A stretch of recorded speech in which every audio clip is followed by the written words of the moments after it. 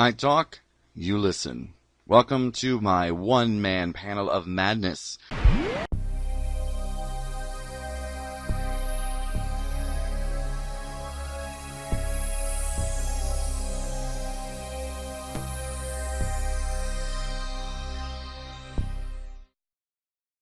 Hey everyone, this is Dr. Jiahu. Welcome back, and wow. Okay, just wow. This is again one of those moments where I was just speechless, and I'm referring to the newest episode 5 of Doctor Who. We had Judoon, we had the Doctor, and spoilers, if you have not watched it yet, we have Captain Jack returning, which is just, if you could see my face, it's really just bright and shiny. And then, of course, we have the spin of another Doctor. I was trying to prepare myself for this segment and thinking of what I wanted to talk about. But even yesterday, I think I spent about an hour or more not just like geeking out, but I had so many questions. I mean, I'm actually tired this morning because in my dreams, I was actually having these scenes play out in my head, in my dreams. And I saw the Doctor, and I guess we'll refer to her as Dr. Ruth for right now, talking. And I couldn't hear what they were saying. And I'm trying to get them to explain to me certain things. So overall, I just want to say the episode was actually fun. I think it was very much in line with what we've seen with Doctor Who. I think that the Judoon in this episode were way more sort of active. In the past, we've seen the Judoon be kind of in the background, and even in Smith and Jones, they were a bit stale for me. They were just like these rhino aliens, and that's it. Here, this specific Judoon, which apparently is a female Judoon, because the Doctor mentions, woman to woman, just had more, I want to say more flavor to her.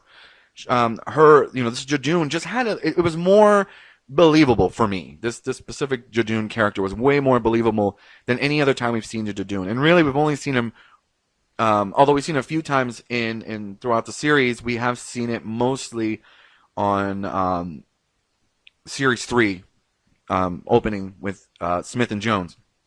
So, yeah, cool. We got to see a new Judoon ship, which was kind of cool. The way that they added to it, again, sort of updated it, made it a little more cool. A bit Star Wars-y for me, but cool. And just the whole story, the way it started with Ruth was, whenever they start a story focusing on someone, that someone is going to do more than we expect. So I'm kind of already prepared for that. And, she's a tour guide, and, we immediately start feeling like there's something wrong with her husband. Even when she goes to get her free birthday coffee, the attendant at the coffee shop was like, he's no good for you. You could do better, blah, blah, blah. So we don't really know what's going on there, and they didn't really press up on it too much. There was a dossier that nobody read. I think the Judoon in one scene actually picked it up, but it was insane. It was an insane episode. I really, really, really liked it. It's almost where I want to say I loved it. Unfortunately, there's one thing that, on Sundays, I completely am off social media. Like, I know it's Doctor Who Sunday, and I know that the UK gets the episode way in advance, almost 8 hours earlier than we do here on the West Coast. So, unfortunately, because there was news of the late Kobe Bryant, passing away due to a helicopter crash, I went on Facebook, because usually I always get like news first, and then, because it's just easier that way. And I was trying to see if it was true, because at first it wasn't completely, like in the news that Kobe Bryant had passed away in an accident. But I saw, unfortunately, a bit of a spoiler. I just saw the words Captain Jack. Now, there have been rumors about Captain Jack coming back for the longest time, even with Peter Capaldi, even with the Matt Smith series. There was always a rumor that Jack was coming back. And with this whole, they were really building this episode up all of last week, they kept posting, you don't want to miss this episode. This is the episode. If you thought the Spyfall reveal was big, so we knew somebody or something was coming back. So the rumors were it was going to be Martha Jones. I know Rose was another one that people kept thinking was going to be Rose. So all these different ideas were floating around. So I did see that some people thought Jack was definitely maybe coming back. And with all the mention of Torchwood, so I kind of thought of that as a bit of a spoiler. So I was waiting for it. I think in the episode, I'm like, okay, I'm sure, because I think I saw the words, "What do you think, Captain Jack?" And then I immediately turned it off the Facebook. So I didn't see the whole thing, but immediately I just put in my head, I'm like, oh, I wonder if Captain Jack is coming back. It wasn't fully ruined. Of course, it was thanks to John Barrowman, who had posted Jack is, I think it was like Captain Jack is back. And he posted this way too early. So I know a lot of people really pissed off at John Barrowman for posting, Captain Jack is back hours before anybody here in the U.S. saw it. So, okay, you know what? It is a show from the U.K., but it is a global show. So, whatever. It wasn't that much of a, I'm glad. I mean, as soon as I saw my screen, I screamed. I'm like, he's back, so I did squeal. But I kind of knew it. I think it would have been better if I didn't know at all. But to be honest, as soon as you heard the voice, you would have known that Jack is back. And again, the banter between him and Graham was awesome. Everybody keeps thinking that Graham is the doctor. I think that's really funny. Jack finds out that the doctor is a female now, and he laughs. When he meets the companions, he talks about how he had a bit of a fantasy about 3 companions.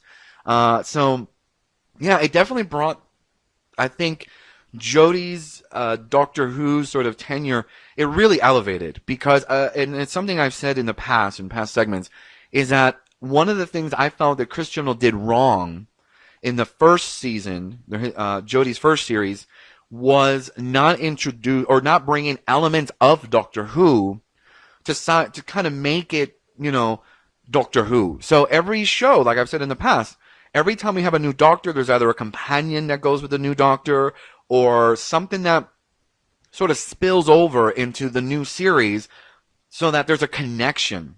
Okay, just being the Doctor, just having a TARDIS sometimes is not enough. There has to be another element, a companion, a storyline, a character, or something like that. And now in this series, it's like we're getting them all. We're getting Captain Jack, we're getting the Master, we're getting another Doctor. So I'm wondering what's going on here. Are we throwing too much out too fast? I'm a little concerned about that point. Is there too much coming out too fast? And is it going to be, solved by the end of this series? We know that the last 2 episodes are going to be a 2-parter finale. And are we going to get an answer? Are we not? Are we going to drag this whole Timeless Child thing for another series? And that could potentially happen. Sometimes with Doctor Who, that's what happens. It's not all answered. I mean, you go back to 11th Doctor with the whole silence. They started out with the silence must fall in the 11th hour, and that was kind of something that kept building up. The same with the crack in the walls. It was always just building up until the very last episode, Time of the Doctor, where we know that, it's the Time Lords. So, yeah, that was just about Captain Jack. I thought it was again, really, really fun story. I really liked it. Now we come to the Dr. Ruth part. Okay, so I didn't see that coming at all. For me, actually, I started thinking along the lines that at one point I just felt like it was the Master, that somehow he had now regenerated again into a female form and was doing all this again to the Doctor. Because when you think the Judoon are looking for somebody, a criminal, the person I immediately think of was the Master. Somehow he's on Earth again, and they found him. But then, because I kind of knew a little bit that maybe Jack might be back, I thought, well, what if it's Jack? What if they're coming after Jack? And the Doctor has to help Jack. So, no, that was not it. It was, going to the lighthouse. But it was funny. Again, we need to learn more about who Ruth's partner or husband was. Now, we know that he was some kind of general or something because he had a badge, he had a medal. And before they kill, before this mysterious Time Lord assassin lady killed him, he had it in the box. He had it in there. So did he start to remember? Because he kind of knew something. So maybe he remembered, or maybe he didn't fully, use the chameleon. I forget what it was called. Is it a chameleon arch? Okay, anyways, but it's like he knew. As soon as he said, "Honey, we got to pack up our bags. We got to go for a while." So he definitely knew something. He knew about what was in that little metal case. So I don't know if he gave himself the full effect where he couldn't, remember anything. Like Ruth just didn't know anything until she kind of went all like, boom, something triggered her memory, and she became all like ninja. It's like those andro or people who are, what do they call them? Cells, right? They're suddenly activated and they become like these mass killers or whatever. It's like, what happened there? So I want to know more about Ruth's husband. Was he protecting the doctor? Why was he there with her? What is her story? I really need to know more about this, because he knew definitely something was up. And it made it sound like he was the villain, like he was the bad guy. He was he was the one that Judoon were looking for. He was willing to sacrifice his life, and he even said to the doctor, "Get Ruth out of here." So he was willing to give his life up to save Dr. Ruth. Why? Who is this person? So that is something I really have to know. What happened there? And then of course, he texts to her some clues about the lighthouse and all these things. So, and that sort of kind of activated her a little bit. But going to the lighthouse, break the glass, and then boom. As soon as I saw the energy hit, I heard voices. So I'm like, okay, this has to be the master. That has to be the master or somebody else who now is getting their full memories back. And, of course, there's only one tombstone, and the doctor starts to dig it out. It's a TARDIS. But you're like, wait a second, what? And then when you see Ruth in her outfit and the gun, I just thought, okay, this has to be the master. No way, the doctor has a gun. And then she says she's the doctor. Okay, can I just say really, really quickly, Joe Martin did a fantastic job. I mean, it's, to me, it did really overshadow Jodie Whittaker as the doctor. And I know even just this morning, just looking through Twitter and news feeds, a lot of people said the same thing. Her performance as this doctor just really overshadowed. I mean, she made fun of the 12th Doctor, 13th Doctor. My goodness, I'm losing my mind. The 13th Doctor's outfit, being so low cut pants, and I mean, I thought that was hilarious. And the TARDIS, oh my God, it was gorgeous. It was beautiful. I love Jodie's TARDIS because I love crystals. I like crystals, so I thought it'd be cool that they infuse crystals into the TARDIS, and every TARDIS is new, unique, so it's great. But going back to that classic look, and it's even a lot more, almost a lot more mysterious than the ones we saw, like in Twice Upon a Time, when we actually went back into the first Doctor's TARDIS. But if you notice, one of the things that kind of gives it is the top of the TARDIS, the lamp on top is the same as the first Doctor's TARDIS lamp top. So I am proposing an idea that this is the 13th female Doctor meeting the 13th Doctor, and that somehow we're going to learn that I'm starting to believe the rumors, which one rumor stated that we're going to somehow find out that there were other female Doctors before this female Doctor, and that for whatever reason she just doesn't remember. If you go back to series 11, when they're on Desolation, those Desolation creatures actually, they're mocking her, saying she doesn't know, hidden from her own past.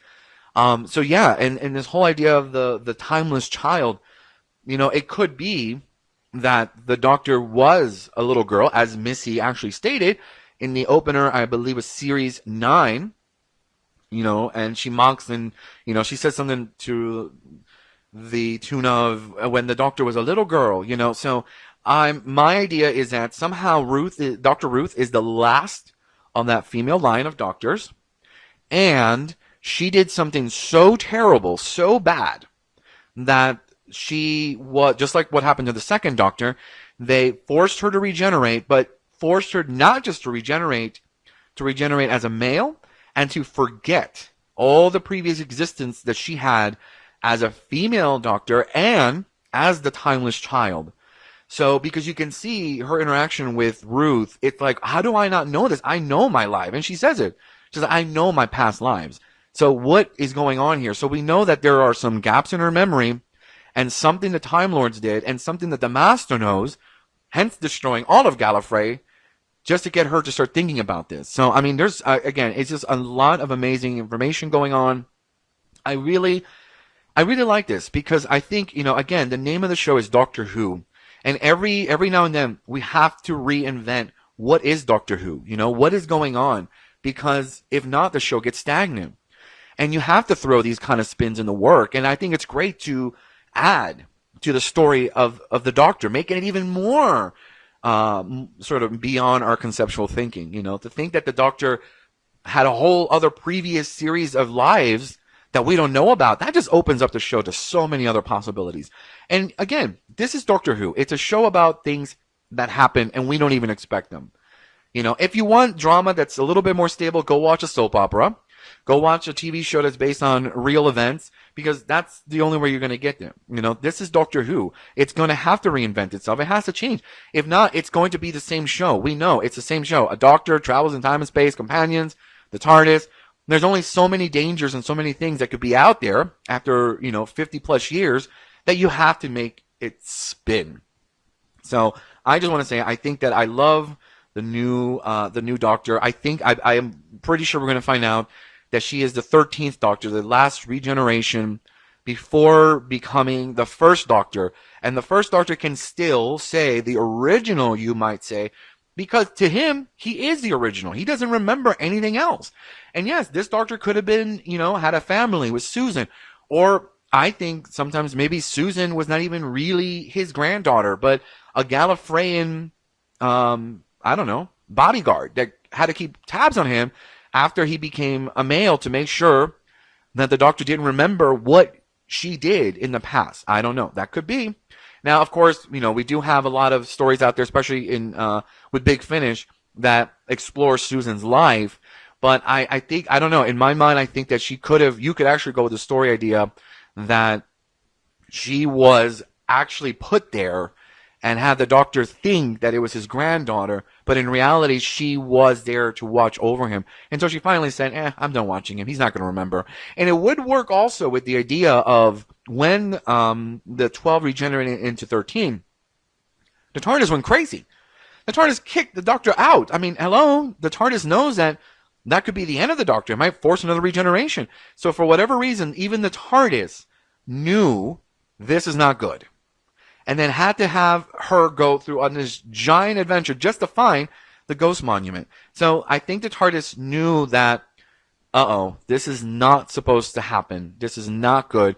And we find out the Doctor was originally a female, and that for whatever reason, she did something so bad, so terrible, that they had to give her like the most ultimate amnesia for her entire 1,000 lifespan of being the Doctor. But again, then you think, timeless child. Does the Doctor even, have only 13 lives? Timeless, meaning this is an abomination. Did the Time Lords create an abomination? Is the Doctor really the Gallifreyan equivalent of the Doomsday, which we find in the Superman universe? We don't know. Hopefully we'll find out. But that's enough excitement for one episode. So really, again, really, really good. This is kind of a high point for Jodie Whittaker and the new series and Chris Chibnall. So we'll have to definitely see how this progresses. And, what else is in store? We still have 5 more episodes. We're at the halfway point. So let's see. We got 5 episodes, and we know at least that the last 2 episodes, 9 and 10, are going to be a 2-parter. And hopefully a lot of this will be resolved. At least, I want at least half of it solved. It doesn't all have to be resolved. I'm okay if even the Timeless Child idea isn't completely resolved, because if you do solve it this season, then what's going to happen next season? Unless Chris Chibnall has a whole other, already spin on what's going to happen with the 13th series. So that's all I have. So thank you for listening, and we'll see what happens next. I'm sure our next segment will be on Picard, which we have Picard Day on Thursday. So stay tuned.